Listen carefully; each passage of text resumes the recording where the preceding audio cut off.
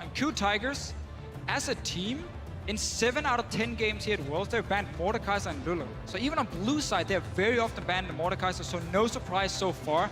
They stick to what we consider the OPs in Mordekaiser and Gangplank. Yeah, now we have to track the power picks. Elise is probably the final one. There Rek'Sai it goes. first pick. And Rek'Sai means the first pick. Honestly, from the last quarterfinals, I didn't see that much value in the Rek'Sai first pick. So the risk always for these teams with the Rek'Sai first pick is obviously what is the gap between Rek'Sai and the next best jungler. In this sense, like Lee Sin is not a great matchup into Rek'Sai, but a confident player might take it anyway and just dodge around the Rek'Sai, and you can still have a very active early game. KOO Tigers get two very, very good picks, especially Alistar. I think is a key takeaway from Yellowstar, because Yellowstar uses him to have the safe lane. Always just sit back, you can't really dive the Alistar, you can always heal up his AD carry, and Fnatic has that 2v2 lane with 0 jungle help. KOO Tigers steal that away and get a very strong 2v2 lane. Yeah, with that being said, I do like Reignover on Rek'Sai, so not being able to give it over Hojin. I feel like Hojin will now go with Lee Sin, even though it's not a great matchup. Also, the analyst test touch on the Ashe versus Kennen trades that could be happening in this series. Well, if you're going to leave Kalista up, Prey's just going to take that. Maybe we end up seeing Kennen or the Ashe from Reckless if they take away their picks. I would almost prefer Ashe here. I think Ashe is really good into Kalista for the laning phase itself. And now that we have 2 dual lanes, it doesn't get much help. Having a stronger one can be very, very important. Okay. And gentlemen, we're going back in time a little bit. Is this going to be support Nautilus here? We know Huni's not a predominant tank player, and looking at how Yellowstar's champion pool's been hit, not only with the bans, but also with the takeaway of that Alistar, I almost feel like that's the direction it's going to go. Definitely going to expect it to be support for him. Kalista is one of these AD carries. If you do manage to lock her down, obviously she's very easy to kill. If she gets to kite back, she becomes a problem. Nautilus ulti says you're not going anywhere. At some point, it will hit her. And then Fnatic, if they have more champions who can dive the backline, which we often see from Huni, that's a good way to set up a way to kill the AD carry. It is a throwback to when Kalista was first kind of on the competitive scene. Take as many champions as possible that can press one button on Kalista and stop her from hopping around so damn much. The thing is still, the 2v2 lane for Fnatic with this Kennen. Whoa! I'm not a fan of it. Okay.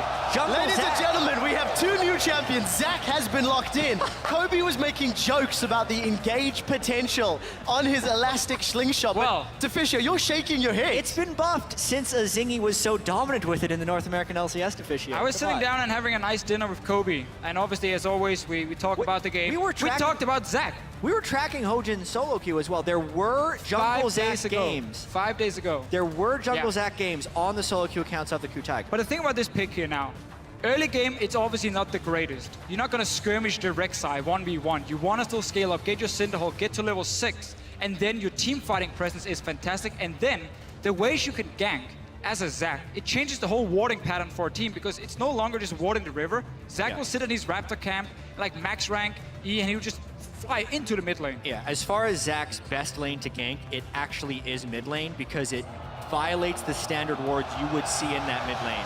This is what Huni picked into Riven, game 1 of Worlds, into IG, and he smashed with it. So this is his considered counter pick against the Riven. Yeah, and the reason he picked it was because on Hecarim, you can rush Frozen Heart early on. Riven doesn't really have any kill pressure on you once that item is completed, and you start playing around team fights and flanking instead with Hecarim. So look here what Fnatic has been building.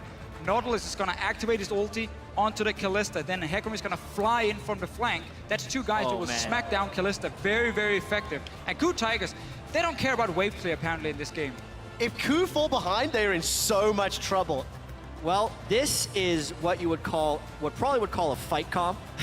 What Korean caster Cloud Champloo would call, I think, sword. Spear comp. Spear comp, sorry. I messed that one up. But it is absolutely, if Fnatic tries to siege, they die. But then you look at Fnatic, they actually don't want to siege much either. It's a fight comp as well. Both of these guys are going to be clashing into each other. This is not your wave clear game. We're going to have a ton of team fights. And the thing about Febiven, he often doesn't take teleport in the mid lane. So against a Kassadin, he's looking to have more kill pressure in the lane, 1v1, but he will sacrifice the later stages of the game when it comes to 1-3-1ing as a Kassadin with teleport. So Fnatic is often down 1 global summoner.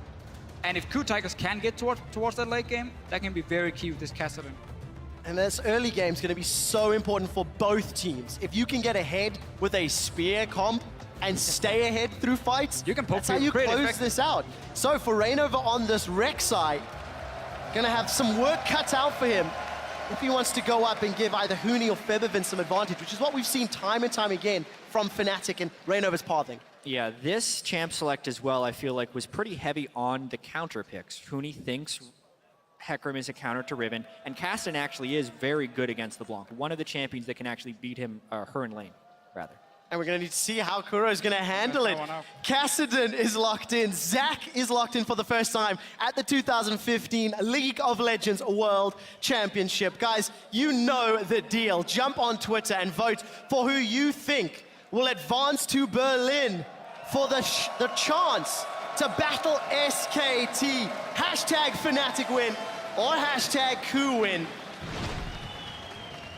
74 unique champions now as the games continue to play out, and as the analyst desk predicted, it's Hojin with the weird and wonderful jungle pick. Well, even if we think back to the last World Championship, something about the finals brings out weird jungler picks. Insect played Fiddlesticks and Pantheon last year in the semifinals. Well, he had some special picks for sure, but this obviously is also because Gragas has been removed, so that pool of junglers is now wide open for who is the third best jungler after Rek'Sai and Elise. And you can very often bait that first pick, so KOO definitely knew what they were doing. When they said, you're gonna get Rek'Sai, it's perfectly fine. We're not looking to fight you early on anyway, but a Kassadin pre-level 6 against a LeBlanc here with an offensive summoner and a Rek'Sai. Fnatic can go towards that mid lane very easily. Speaking about that mid lane, Kuro will be pushed in, and also Zach is a low pressure early game jungler if his first gank doesn't work. So Zach's level 3 or level 4 gank is actually pretty potent, but after that he gets fairly weak. It will be about Hojin's first gank and whether or not Febiven and Reignover take the aggressive paths into the jungle of KOO. And technically speaking, statistically, throughout the course of the tournament, Fnatic have been the gods of first blood. All 9 of their games, they've been able to secure that. And it has been either Febiven or Huni that's been involved. Yeah, there's been some help with that as well. The one game they didn't get first blood was remade. It was remade. Gragas bug. So it still counts 100%. Officially, anyway. Officially 100%. Yeah, that's the best kind of correct. But yes, no funny business as far as lanes are concerned. It does look like Praying Gorilla are near top, so lane swap initiated by KOO. I mean, we have to see with KOO Tigers. We mentioned how in the group stages they were super aggressive, making so many plays early on, and then against KT they were sitting back. Kills at 20 minutes in group stage for KOO Tigers over 6 games were 51. 4 games against KT in the quarterfinals at 20 minutes, they had 12 kills. They gotten only 5 towers as well in all 4 games. They were sitting so far back enough. You can't do that here, because then Fnatic will invade into your jungle, find that Zac and pressure you too much. Well, this is going to be really tricky for KOO Tigers because Kassadin and Zac don't have too much early game presence. How will Gorilla roam around? How will that work against the Nautilus? And specifically, I think the most important matchup right now, since they are both melees in the top lane that will eventually face each other, is Smeb or Huni. Which one will get the favorable lane swap? Interesting start to the swap. Both It's completely mirrored. Yeah, both teams are starting in their own jungle with their top laner, getting the camps, getting the blue buff. So there's nothing really now to take for the enemy once they go to that side of the map. Normally we divide it up, but they've been able to farm on the normal sides. I specifically like this because these are very competent turret diving team compositions on both sides. So if you were hoping to babysit one of these top laners under a turret, you're either going to completely deny yourself a farm or get killed. So therefore, doing an extended double jungle is favorable. So Fnatic hard pushed in the bottom lane to try and reset the wave and get it back here for Huni once he returns to this, or once he goes down to this bottom side, and then swap up top lane. But KOO Tigers is reading that situation because they didn't see anyone on the bottom side once the wave hit the tower. So they know, okay, Fnatic is recalling. Why? Because they want to swap top. We do not want to 2v2 them right now, apparently. So we're going to try and swap back to the bottom side. Seems like they're making... Change their mind. A little change for them. So who won that trade actually? Because Huni didn't hit level 3, but Smeb did from the jungle as well as catching that wave. So Smeb has about a third of a level experience advantage early on. And Reignover has already found Kuro.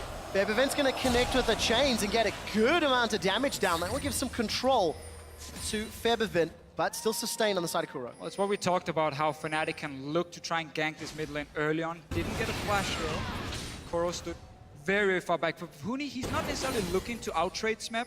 He wants to just try and farm up as much as possible, get that first armor item under his belt, and then he's gonna be safe enough and start making plays with his team. He's not gonna get that same lead he got in the week 1 where he played this matchup and he was like so far ahead just from the lane swap.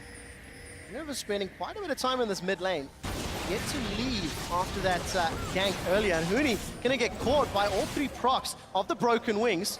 Trying to sustain as best he can and get some damage back with advantage Smeb. Keep in mind, Smeb went back to base as well, so he has a long sword, where Huni's still sitting on Flask. And as long as Huni doesn't die before he goes back to base, he can come back with an advantage. I think Huni's waiting to buy multiple items, then we'll teleport in. So I actually expect Smeb and Huni to have different teleport timers, and that will actually lead to different power spikes within that lane. Reno is back in the mid lane, though. He should know there's so many wards. He normally doesn't care about wards at all. He just ignores it and goes for the gank anyway. And that opens up for a guy like Hojin, who's very good at counter ganking, to try and respond if they go too aggressive on KOO. Yeah, but we also have to remember, it's a one-level disadvantage, and it's a Zac. If he doesn't land his elastic slingshot, he's got nothing. 33 CS to 16, not the best time to be spamming your flare. I mean, this is so annoying for KOO because, yes, he can see the enemy jungler, and he won't die to it, but it still stops him from getting any farm because he has to sit so far back whenever Reynova shows himself near the mid lane. Fibivan is running Flask, so he can sustain from this, but not the greatest trade ever from him. No, we did see him threading the needle on LeBlanc earlier in the tournament, dodging those tower shots, but didn't manage to pull it off this time. And Reynova's going to steal that Gromp away. A little bit of a threat to dive, but no onslaught of shadows, and Flash was up for Smeb, so risky business. So far, this early game is playing to the tendencies of the teams, as well as the players, as well as the champions. So much is as expected. Reignover loves to be in the enemy jungler. Rek'Sai is also a great counter jungler because of Tremor Sense, and Zac has to be very passive in his own jungle early, as well as Hojin, statistically, has spent most of his time in his own jungle, whereas Reignover has spent more time in the enemy jungler than anyone else early on in the game. It's paid off for Fnatic so far. Riptide comes out from Yellowstar, good stun onto Gorilla. Pulverize comes down, but Yellowstar and Gorilla both leaving with most of their HP bars gone. Yellowstar's running Ignite, Febivan's Ignite, Huni's Ignite. If Fnatic want to send a signal, they're looking for kills. Very much looking to try and get something going in the early game, but the thing also about these two teams, a lot of them talk about Yellowstar and Gorilla as roaming supports, and they are outside of the laning phase. Very often they will sit together with that AD carry and lane and try and get an advantage. Hojin is going in. Well, Flash. Respect. Dredgeline to re-engage. Yellowstar's got the Titan's Wrath shield. And that's not going to miss any of his HP, so they come away losing a flash and heal. Yeah, I really have to praise Yellowstar's reaction time. As soon as he saw Zac over the wall, he instantly flashed, and that really goes to show how little respect you have for Zac after he's used his elastic slingshot, because Yellowstar very freely went back in. All of the damage, as well as the mobility of Zac early game, is channeled into that one spell. Yeah, it's the one you max early on, so you barely any ranks in anything else, and your ulti, it's okay, but it's not the greatest damage either. It's gonna be a big team fighting monster on this Zac, but his team has to avoid falling behind. They're down 1,000 gold already at 7 minutes because mid lane is being won by Fnatic. Bottom lane is being won by Fnatic. We have the early Frozen Heart that Huni's building towards. We talked about how he can now safely sit and just always push out this wave and then start roaming around into the enemy jungle, look for that Zac who can't really challenge you, and keep that pressure going. And a big CS difference as well between Reignover and Hojin. Hojin needs to get to 6 to add to that ganking presence. He's got the lowest CSD of all junglers in the quarterfinal, or the bracket stage rather. And naturally, the matchup, the weakness of the early game on Zac is all playing into that disparity. This is very similar to the performance we saw out of KOO in the bracket stage. Oh, the Dredgeline finds prey. Headbutt will knock Reckless away. 200 HP, summoner heal used. Prey's going to be able to stay alive, but they get the engage and the summoner's back. And one thing about these Kennen lanes, when you have a support with him that adds CC, it becomes so easy for you to trade when you have that mark ready, to get the first mark on the target, to quickly proc it and get the stun. Because you can see how they're timing it. Reckless says, I have 5 stacks, I'm ready. Yellowstar goes aggressive, hooks the guy in, you land the first auto attack, you then proc the whole thing, you stun him, and you win the 2v2 trade very easily. Fnatic is demolishing KOO right now in map pressure. The top lane was safe because they didn't think Hojin was going to be ganking back. They got some very favorable trades. They also hit level 6 before the Kalista and the Alistar. Hojin's still not level 6. Reignover has been stealing his jungle. Literally every lane is going favorable for Fnatic right now. Let's remember that KOO Tigers recalled from topside with the 2v2 lane and said, we're gonna go bot lane. Then they're like, no, wait, we will go top and take the 2v2 lane. They've been losing that 2v2 lane. They lost that tower. They're not winning one-on-one bot lane either. They haven't managed to do anything in the early game, and they could even decide which lanes they wanted to take, or if they wanted to keep the lane swap going to try and maybe avoid some of these risky lanes. And this will be the answer to our question of whether KOO sitting back with defensive wards can lead to victory against all these teams that aren't SKT, because it worked against KT Rolster technically, because they did win the series thanks to some poor decisions and good team fighting from KOO. Kassadin, if Kuro gets the item build going 3 or 4 items, is a better champion than LeBlanc at that stage in the game. Kassadin can just go at LeBlanc and kill her, but they're so far behind here and have no presence within their own jungle. Oh, the gods of first blood wish to decree Smeb, the sacrificial top laner, to reign over and Huni.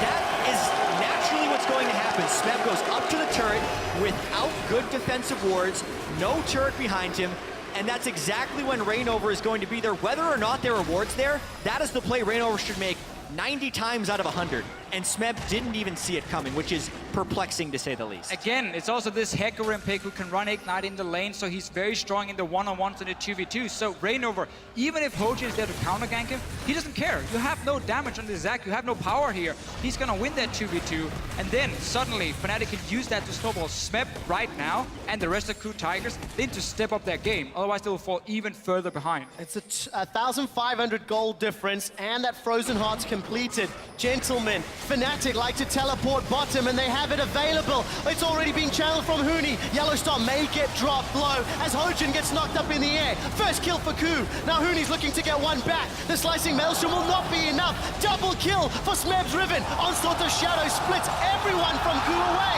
Febiven's coming! 2 for 1. Febiven wants to clean up. It's a triple for Smeb. Will he get more? That's 1 for Febiven. He's got the shutdown. Turns on to Prey as Reignover finds some more.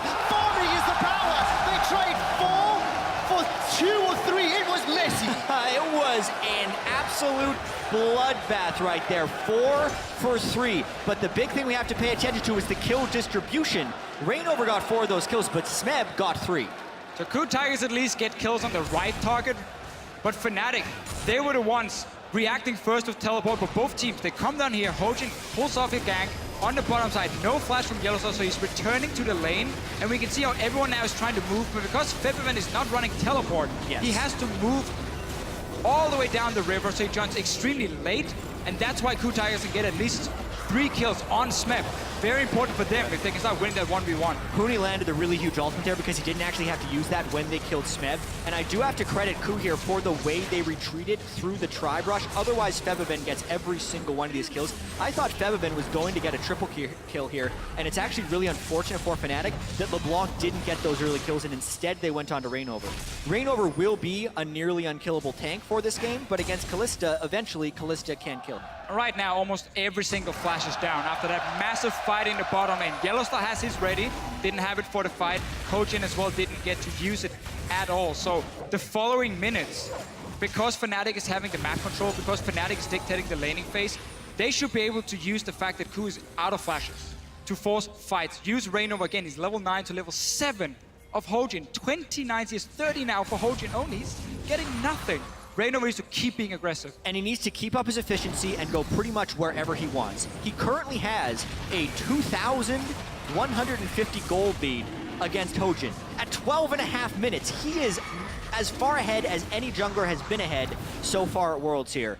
But at the same time, Huni was pushing up top, so KOO Tigers might get a free dragon. Will Fnatic contest with a numbers disadvantage? There's no teleport for Huni. Dragon's going low. They want to. 1,000 HP. KOO look to secure this. They've got Ren stacks and Smite. They will take it out with the Ren. Kuro's jumped onto Yellowstar. Dredge line is used. Fnatic have split up the fight. Here comes Huni. Onslaught is available. He throws it in, but it's not good enough. KOO have got 2. LeBlanc will find one back as Febiven's trying to clean up. He's looking for Zac. Hojin's cell division will not be available. This is another messy fight. It's these spear comps going head to head. Huni is tanky enough for days. He's rampaging and running down the KOO Tigers. Gorilla is in trouble. 100 hit points. Rampage and 1 more is all that's needed. Huni's gonna stand for the top. Gorilla, he boots them away with the headbutt. Febiven is still chasing. Low on mana, gets the kill. But KOO got the dragon. It's another messy team fight where Fnatic, they want to fight it, but they don't have a teleport ready, so they have to run down with their members. They were staying around. Yellowstar were trying to bait, maybe force KOO Tigers to stay, and they just jump him. They kill him very early. Notice here how Yellowstar is very, very far forward. trying to just get a fight started. This was really messy, but ultimately KOO made the right decision. Whenever you're trying to get pincered, you commit hard to one side. KOO gets the advantage there by killing Yellow Star, but in doing so, it gives Huni enough time to come down and join this fight. This time, though, during the cleanup, it was Febiven who picked up the kills. It is now a 4-kill LeBlanc, and the next time that happens, he will have a little bit more to say about the fight. And we just saw the mid tower fall. What so often happens when you play Kassadin is you need strong side lanes. Because strong side lanes means the other team can just go mid lane and group on your Kassadin with no wave clear and take your mid tower. But these side lanes for KOO Tigers, they've been losing in the lane. Outside of those kills Smeb got in the team fight, he's not been able to do anything. So Fnatic group mid, took a free tower. And we always say, Deficio, the side lanes oftentimes turn into 1v2 lanes because of the jungler presence. But with this Zac pick, combined with the Kassadin pick, they're already weak in the mid lane, and the jungler cannot lend as much assistance as you would like to the side lane. Hojin being shut down has crippled most of this. It's crippled the weak point that already was there. And we simply just see a very, very greedy comp for KOO Tigers in the sense to have Kassadin and Zac. Because again, when it comes to invading into the enemy jungle, pushing mid lane is the #1 priority because it means you have 2 entrants you can move in and your mid laner can move first and help you in case there's a 2v2 fight going on. Kassadin can't do anything against the LeBlanc early on when it comes to pushing, so he gets pushed into his tower. Zac can't do anything 1v1 against the Rek'Sai. So Fnatic had an easy 2v2 skirmish. They could always just win the mid lane and move into that jungle, look for the Zac over and over, and they've been doing it, and that's why they're ahead in gold. And a lot of gold at that. 5,000 as we hit the 16-minute mark. Thanks to the towers and the kills. And Huni's teleport is now up and available. You guys have talked about how Fnatic want to look for fights. If KOO decide to engage, look at your mini-map. Fnatic are starting to surround KOO under this tower. Yeah, this is looking to be a dive, but all teleports are up for KOO, so this could turn into a 5v5. Gorilla's already gone low. The depth charge has been thrown out. Fate's Call has been used as well. Rainova is in a lot of trouble. He's not tanky enough to survive under the tower. Onslaught will keep KOO together. Huni continues to tank the tower. Fnatic have overreached, overbitten, and KOO have struck back. Reckless is down to 200, flashed away. And Smeb is looking for at least one more. That's a triple for Kuro. Kassadin has been activated, and that lead is shrinking. How real is the KOO Tigers magic? 6,000 gold deficit in the mid game against KT Rolster. 5,000 deficit here, but Fnatic overcommits on a bad play. A 5v5 in the enemy turret is almost never a good idea. They were not tracking the teleports, and Rainover got trapped underneath the turret. So again, KOO actually find the fight they need, and a triple kill on a Kassadin is massive as far as their chances to come back in this game. KOO Tigers is a team who's very good at reading where the aggressive plays are going to happen and have guys ready in time to respond. They were so ready for but that play. Fnatic, I feel, had every chance to back away from this one. Rainover flashed back in on the tower once he saw Alistar got pulled in by Kalista. Why would you ever do that to an Alistar with ulti, who's also getting Fates called in by Kalista? Look here, look again, look again. Fnatic goes in, they realize very quickly the KOO Tigers are ready, so look at Rainover. Now he can just back away. Disengage. Why would you burn flash? both TPs, but at the same time, the play was called. Huni's teleporting in onto the Rek'Sai tunnel. They all commit under the turret, but it is stuffed by KOO Tigers when they're walking in here. They were ready to play, I think, a huge mistake by Fnatic. But that is the type of mistake that gets KOO back in the game. I don't mind the call, but once you see that Hojin is waiting down there and double TP comes in instantly, you just disengage. Huni cancels his TP, Rainover flashes away from the tower, not into the tower, and suddenly Fnatic gets out of this one, maybe lose at maximum 1 member, or blows 2 teleports, and it wasn't the end of the world. Now they just gave KOO Tigers a way back into this game. Yeah, that gold lead has shrunk significantly. Dragon's up in less than a minute. We'll need to see if KOO want to put some more priority on that. Vision around the pit is still relatively good for Fnatic, thanks to that previous tower dive. But as it stands, KOO are grouped around the middle. They may be tapping on Fnatic's mid-outer turrets. So we see the same for KOO Tigers as we saw against KT. When it comes to river control, they have very few wards normally in the river itself. Now they finally move out and get some around the Baron. But Fnatic has been able to control that element of the map. And that's what you use to move between the lanes very quickly. KOO Tigers had enough though to spot Febiven come down to the bottom side before and react to the tower dive. And now again they have these pings, at least towards the top side, where Smeb is trying now to be a split pusher with 4 kills on river. Happy to see the game playing out exactly as picks and bans dictated. Almost a kill a minute. Very dramatic team fights, and Reckless just takes a major chunk. Kuro's had that rod stacking for 5 minutes. Got himself another needlessly large as well. And now has backup coming through the river. Fnatic, gonna be a little bit careful. KOO can chase. No turret there either. Riptide's gonna at least slow Gorilla. Depth charge will knock KOO up in the air. Reckless, slicing Maelstrom is not even gonna do anything. But Featherfin and Rainover have arrived. It's a 3v3, whereas Reckless has already been killed. Prey's gonna hop and skip forward. Look for another. Featherfin's got himself a kill, and Rainover is left for dead. Huni's in the jungle, but Smeb was following him. And Rainover's luckily tanky enough, thanks to those 4 kills, to actually get away. Seems to me that Fnatic only has one thing in mind right now, and that's just keep moving forward and keep looking for very, very risky plays. They could see KOO Tigers move down the river with these wards all the way down and stayed really far up the bottom lane, had to then run when it was too late against the Kassadin, who will keep chasing you, by the way. That could have gone horribly wrong once again for Fnatic. This game is now incredibly close, and we know that both teams have great tools to start fights and are willing to do so. As Quickshot said, 1 kill per minute. The Dragon is the next choice, yet at the time right now, Huni is top lane trying to shove in lane while KOO Tigers is starting this Dragon. This is actually pretty uncontestable for Fnatic. Will be another advantage to KOO, so another game where we see KOO maybe a little slow out the gates. You can argue their team composition was a big reason for that today. But they find a way to punish opponents' mistakes. Look at the top wards that Fnatic are placing, though.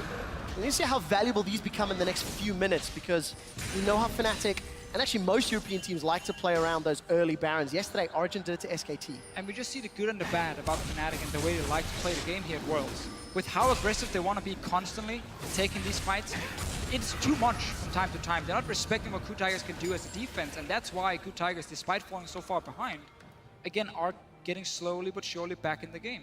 One difference though, Reckless on this cannon has been shut down in the lane, but he's a utility AD carry. His damage is never going to be the thing that's going to carry Fnatic. If he can get a good ulti off in a fight, he can still be useful. Did not see a good ulti when he was caught down. Well, he's been running away because he's always been overextending. So let's see if the rest of Fnatic can pull themselves together.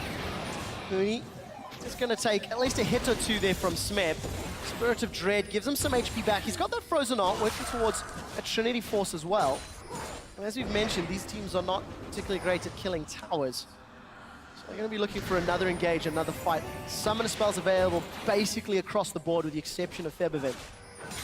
So we're going to see another explosive fight, Jeff. So much of this is going to be about KOO versus Featherfin. We have a 5-0 Featherfin with that cap, but also Kassadin late game can rift in, get a big magic shield, pop the force pulse, and then Hourglass and jump away. And it's actually relatively uncounterable for the LeBlanc unless LeBlanc has flank position for the other people in the fight. So Kassadin's kind of a LeBlanc assassin, while LeBlanc is trying to assassinate others. And Kassadin is going to build Athenes as his 3rd item to get that mana back. When he gets a kill on assist, he will obviously restore a high amount of mana also with his W, so he can kind of burn his mana pool when he jumps around with his ulti to maximize that damage in the late game, and he can get it back, then he gets this mini reset basically by getting a kill on assist where he gets enough mana to use another fully stacked ulti from him. So late game Kassadin, if he gets to run crazy and get that first kill into second kill, can really win a team fight. We're starting to get signals that this game might go to later than expected, considering the team comps. Kassadin and Kalista going to scale really well comparison to their counterparts, but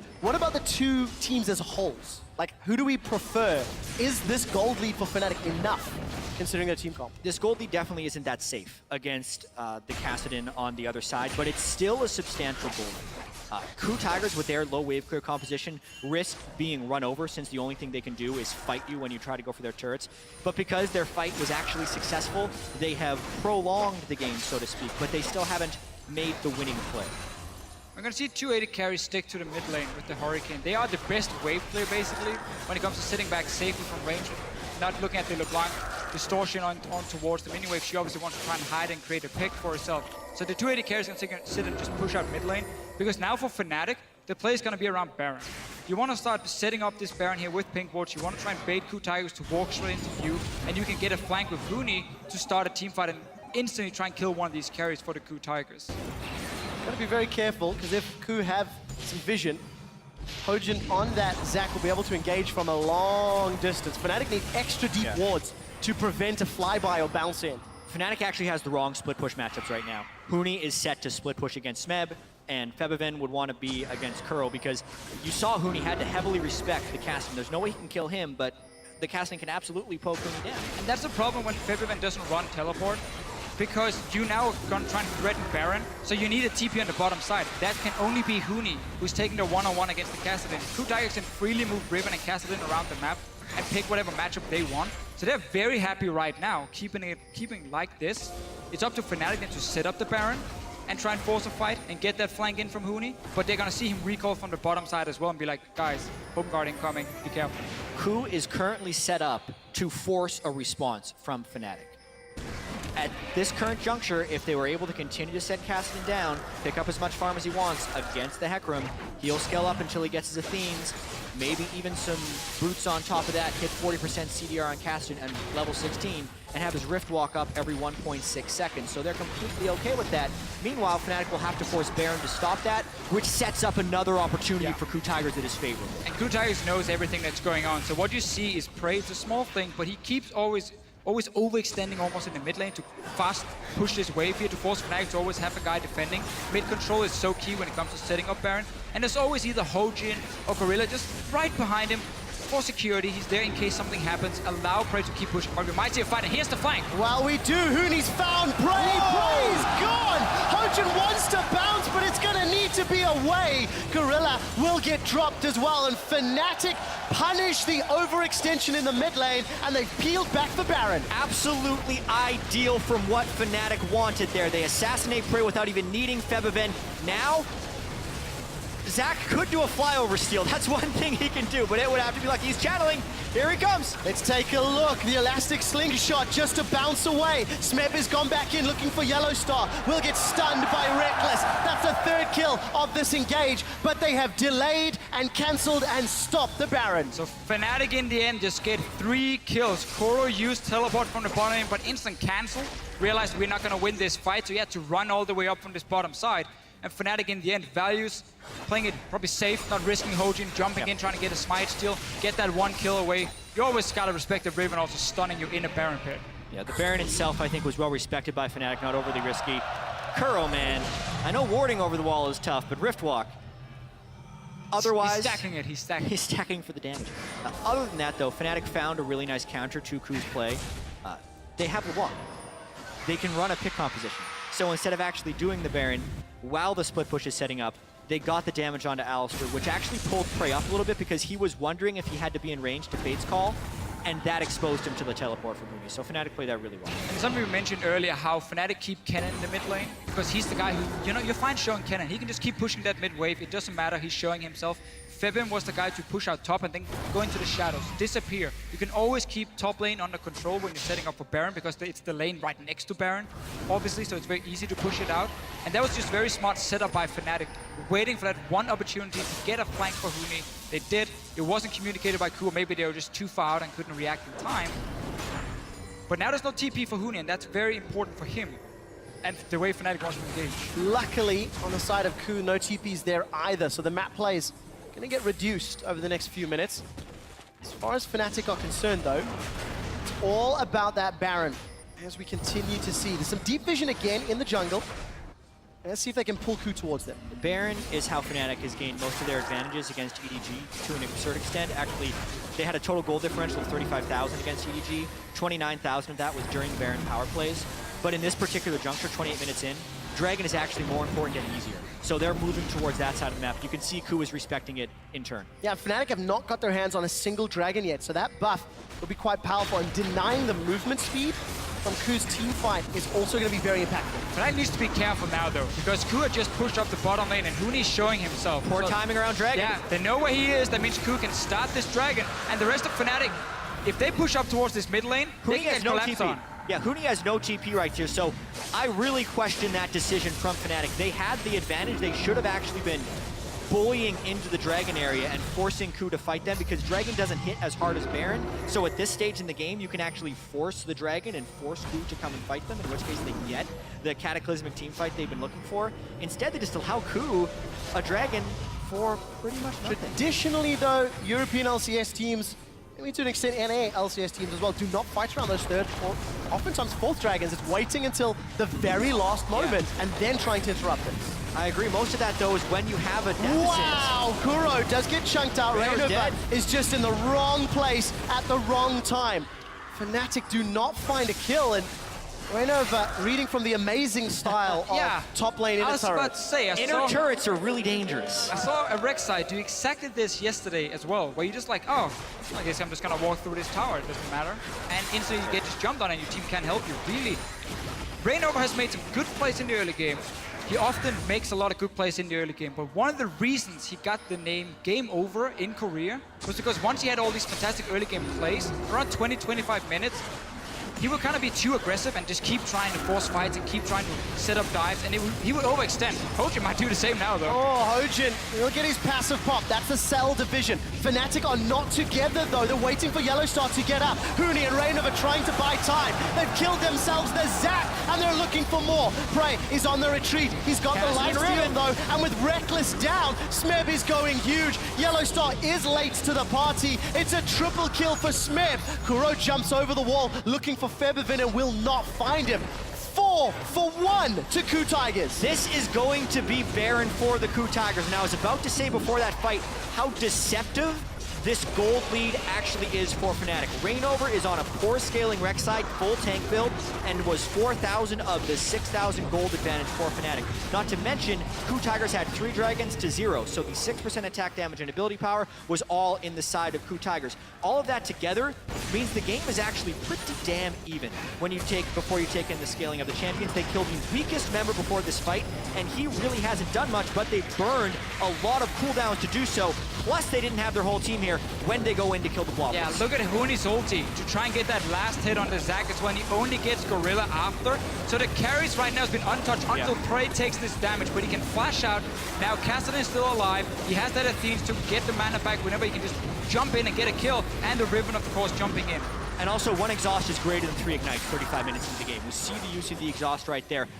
KOO Tigers understands exactly when they can fight based on the cooldowns of the other team. That is one of their greatest strengths. And as soon as Huni used his ultimate on Hecarim on not Kuro and not Prey, it was go time for KOO, and they capitalized. We see why people praise KOO Tigers for being one of the best team fighting teams, if not the best team fighting team in Korea, because they know exactly what to do here. And Fnatic will look back at this game and say, we had a great start, good early plan, we played it really well, but then we just went too crazy with the plays we were trying to make. We group up to try and get 1 kill onto a support, onto a jungler, and that is not enough. That's not okay, because KOO Tigers punish you for that. Well, KOO have already taken 2 towers during the course of this Baron buff. This inner turret will be the 3rd, and Smeb is down that bottom lane going toe-to-toe with Huni on another potential tower. The gold lead is now completely insignificant at 1,000, and KOO are still using those Baron-empowered minions.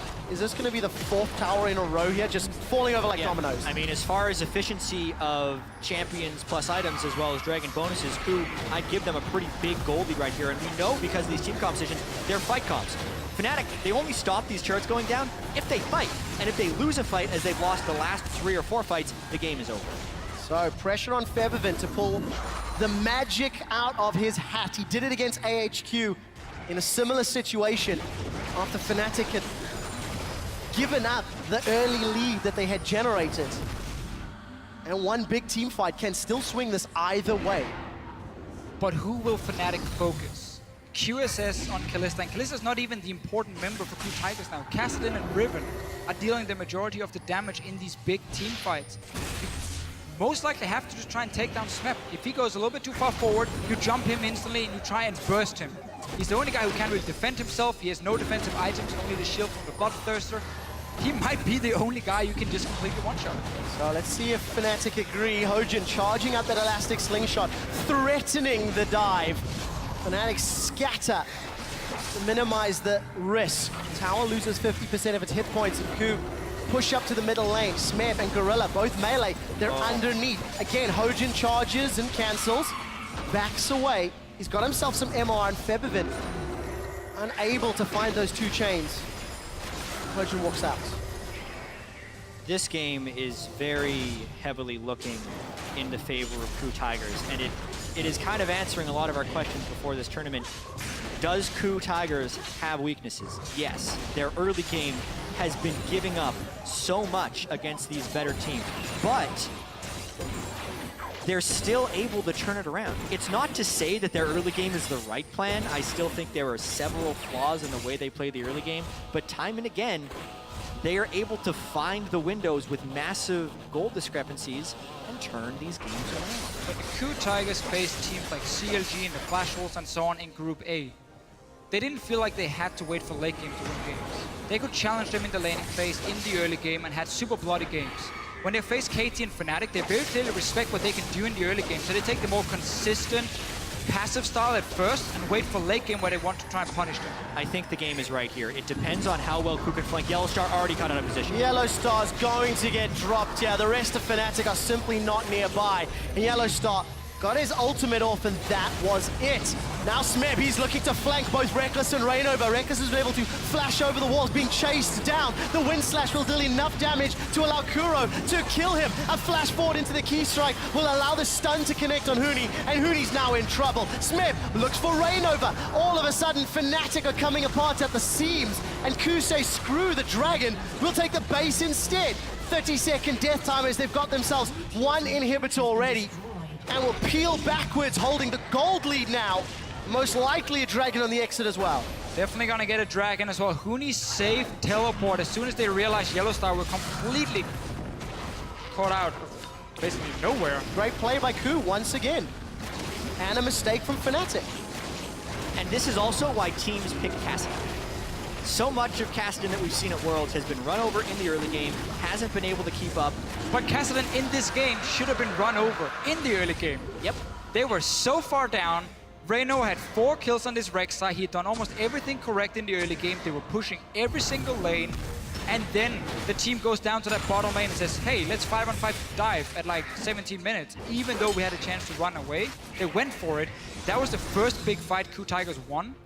4 kills went over to the Kassadin, and suddenly they could respond to everything Fnatic did. And we can also look back at that Baron call for Fnatic. Should they have stuck to the Baron and try and get it?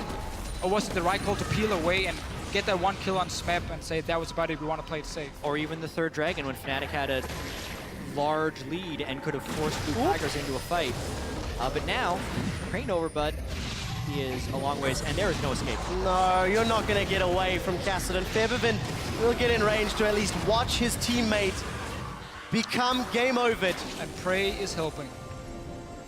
Well, kill secured, that's what counts. 38 seconds before Reignover can try help his fellow teammates. KOO, they're pushing down the bottom. So Huni with teleport is pushing against those super minions. That will help a little. I still feel like KOO's going to take a base. They got to give up the second inhibitor.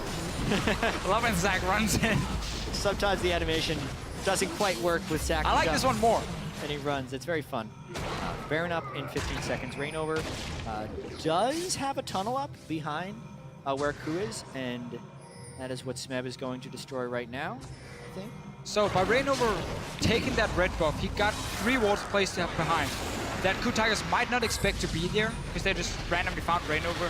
But they should know there's something behind him at least. They don't know where. Some respect from KOO when So they heard the farm alarm. Fnatic has to win this one. They have to win this fight right here, right now. There is no margin for error. Febiven's looking for the flank and Huni's looking for prey. Febiven's dropped to half HP and Kuro, he's coming from the Baron pit. He's jumped onto 4 members of Fnatic and so is Hojin. Yellowstar's down. Febiven manages to get the distortion as the onslaught of shadows will send prey back to the shadows. Hojin gets his passive pop. The cell is divided and KOO may be too.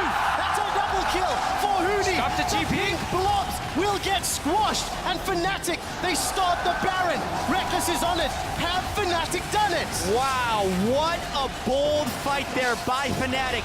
This fight it's going to prolong the game. They're not going to win straight off this one because they are down 2 inhibitors, but they get the kills on their priority targets. I can't wait to see that fight again. KOO Tigers had no idea where the wards were behind them, so they thought they had a safe way to escape.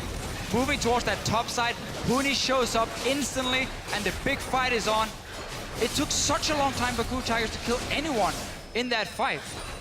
Deficio Kennen had Steric's Gate Yeah, I just in realized. that team fight, and it did proc while he was trying to be assassinated.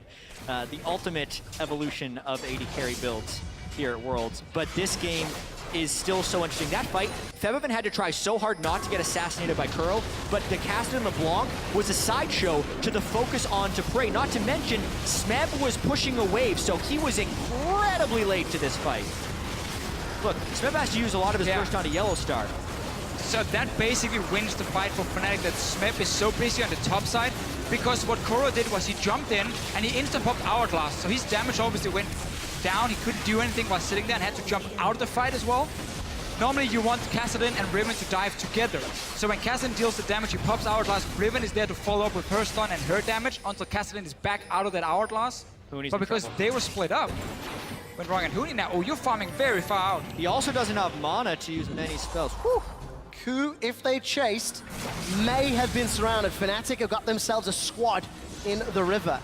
Now, we know they've got Baron buff. Dragon's up in 2 minutes, and KOO are threatening aspects. Smeb can split push with his TP, and Fnatic have a minute and a half to figure out what they want to do. GA also on Smeb, so even more power to these extended team fights. Yeah, this is going to be Fnatic trying to wait out some summoners, and hopefully for them start setting up for this dragon. They have to fight for it. They won't have TP ready though from Huni, so the engage is very, very hard to pull off on their side. But there's no flash for Prey, so they might be able to one-shot him, but you cannot invest too much because Riven and Kassadin are the main damage dealers in these late games fights. You even see Prey building now. Yeah. Straight HPs, like, I'm doing my job just by basically having them jump on me, He try actually and kill me. sold his QSS for that Giant spell. I think it's because he's mainly been getting killed by Huni, Rainover, and Reckless, so he actually hasn't been getting hurt by LeBlanc. That is a pretty inefficient purchase as far as Prey is concerned, so that hurts their gold efficiency a little bit. This is Fnatic's moment, though. The trick here is Smeb can answer with TP, and the only way Fnatic makes something out of this push mid lane is if they dive the inhibitor turret. I think they're actually just going for ward control in the Dragon area. Yeah. That's the most important thing. Fnatic got inhib back in the bottom side, so they now have a slow push building up. It's a very big wave that's going to build up. That means they only have to worry about top side. Yeah. But again, you have no teleport, so if Huni leaves to clear that wave, KOO can go straight for Dragon in 30 seconds. This is a huge worry because the teleport of Huni is actually not synced up right now, so they're either giving up, they have to give up basically 1 or 2 inhibitors for the 5th Dragon. Huni's running over right now. He needs to charge the Dragon Pit immediately. Fnatic is so far out here. There are wards behind them Smeb can teleport onto if he wants to start the fight, but Hojin also needs to find a way to get the engage off without Fnatic just obviously seeing out there in the open. Huni's moving over now. Smeb is going back to that top side. Dragon is alive in 5 seconds from now. This is so huge. Smeb is actually not here at the start of the fight, so if Fnatic were to catch Prey and kill him before the teleport completed, they could win the fight. They are forcing KOO in. Hojin will be able to jump into this pit. This is the fight of the game. The teleport is coming down for Smeb, and the Dragon Oh, he stopped looks like it will get secured. Picked up by Fnatic, but Febiven is forced away. Smeb will not find the kill, and Febiven jumps in the pit. They've traded AD carry for support, but Febiven's down as well. Reckless needs to survive and tank. The shields are there, but there may not be enough. He's flashed out, and Kuro chases him. That's a triple, looking for more. Huni's getting run down, and Huni will not find anything. A quadra for Kuro, and that's the game. What a game this was. So many massive team fights. It comes up to the apocalyptic moment. Fnatic has to force the Dragon. They do interrupt Hojin, but in using that crowd control, they enable Kuro and the rest of KOO to win the team fight. The death timers are long enough. This should be the game. Smeb managed to TP in behind Febiven, and he took him out completely. Febiven did no damage in that team fight, and Fnatic, they need him. Late game, KOO Tigers, they deserve this one. While Nexus turrets are falling, minions have conga lined in, and the cool, calm, collected KOO Tigers will pick up their first victory and are one step closer to an all-Korean final with SKT. 5,000 gold down, 15 minutes into the game. Were the KOO Tigers, but by the end of it, they are up in gold, and ultimately they did the only thing that matters. They killed the Nexus. They did, and Febiven in that last fight, he did 300 damage.